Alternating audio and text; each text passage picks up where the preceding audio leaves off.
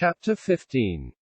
The conversation at supper was not about politics or societies, but turned on the subject Nicholas liked best, recollections of 1812.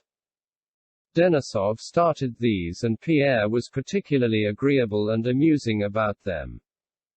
The family separated on the most friendly terms. After supper, Nicholas, having undressed in his study and given instructions to the steward who had been waiting for him, went to the bedroom in his dressing gown, where he found his wife still at her table, writing. "What are you writing, Mary?" Nicholas asked. Countess Mary blushed. She was afraid that what she was writing would not be understood or approved by her husband. She had wanted to conceal what she was writing from him, but at the same time was glad he had surprised her at it and that she would now have to tell him.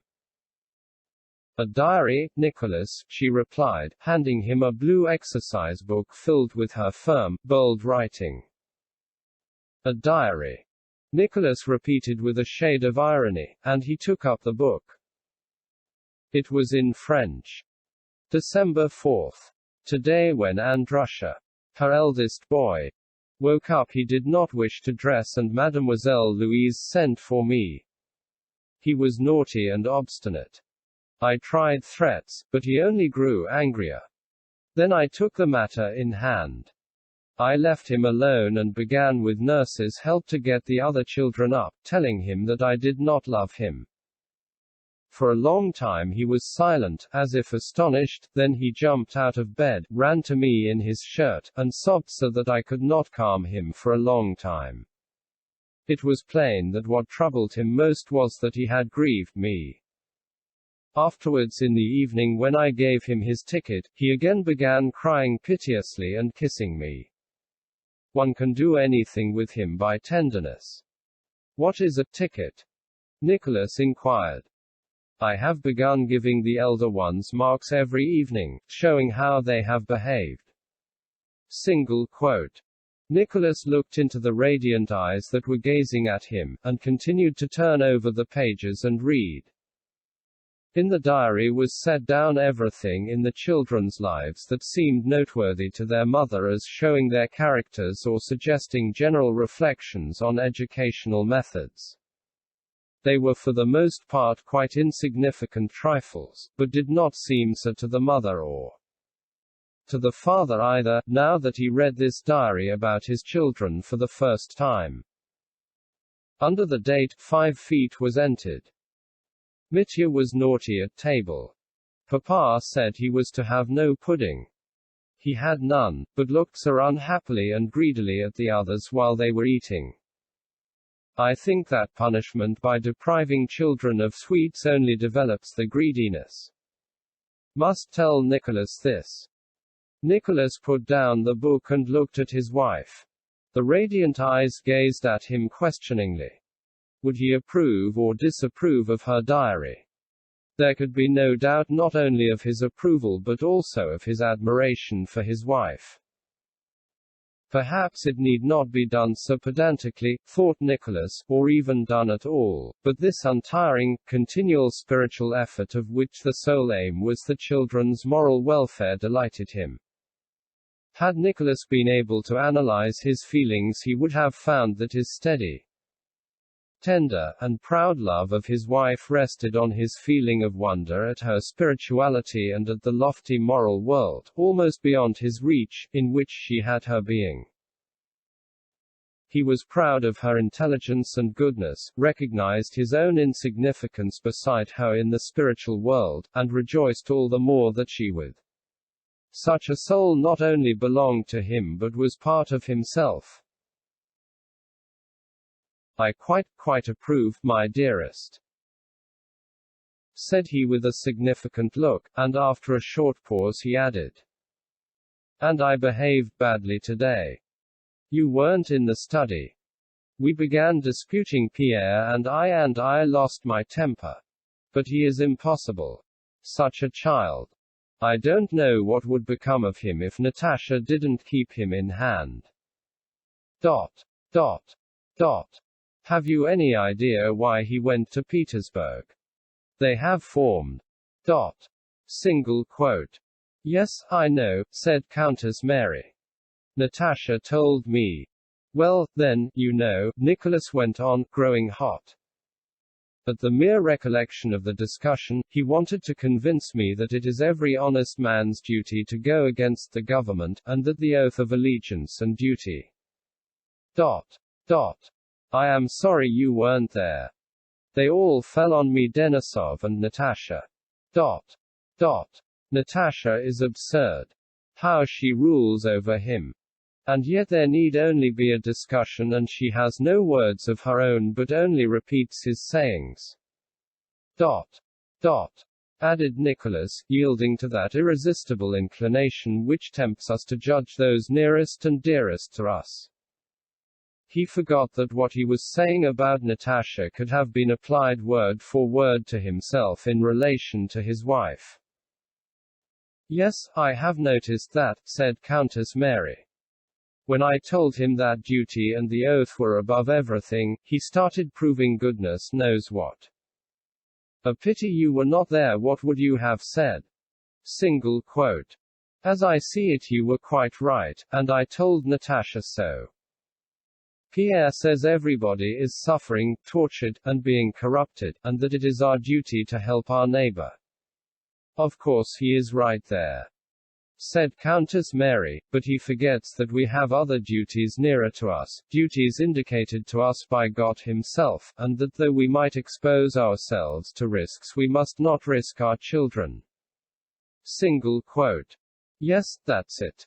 That's just what I said to him, put in Nicholas, who fancied he really had said it. But they insisted on their own view. Love of one's neighbor and Christianity, and all this in the presence of young Nicholas, who had gone into my study and broke all my things. Single quote. Ah, Nicholas, do you know I am often troubled about little Nicholas, said Countess Mary.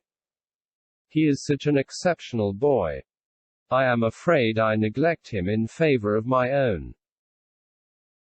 We all have children and relations while he has no one. He is constantly alone with his thoughts. Single quote. Well, I don't think you need reproach yourself on his account. All that the fondest mother could do for her son, you have done and are doing for him, and of course I am glad of it. He is a fine lad, a fine lad. This evening he listened to Pierre in a sort of trance, and fancy as we were going in to supper I looked and he had broken everything on my table to bits, and he told me of it himself at once. I never knew him to tell an untruth. A fine lad, repeated Nicholas, who at heart was not fond of Nicholas Bolkonsky but was always anxious to recognize that he was a fine lad.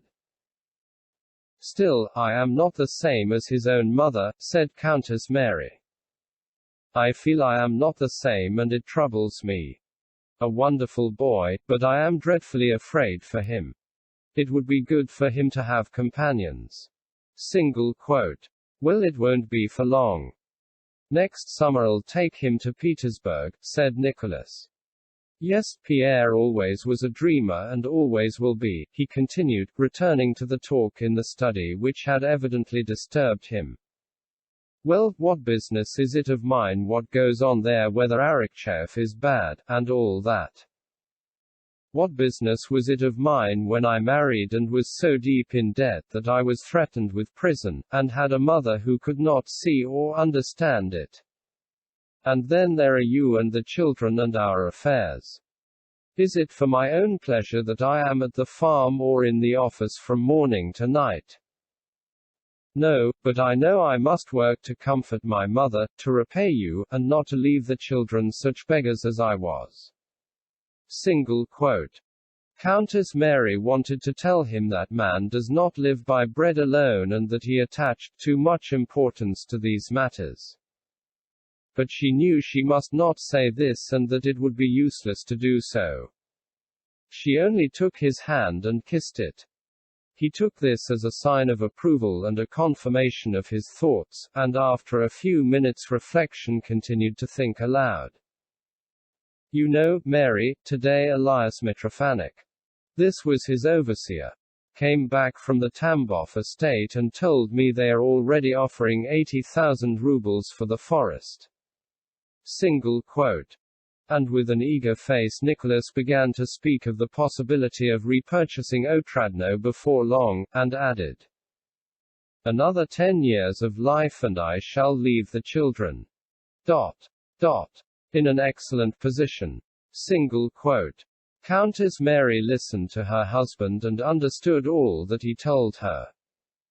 She knew that when he thought aloud in this way he would sometimes ask her what he had been saying, and be vexed if he noticed that she had been thinking about something else.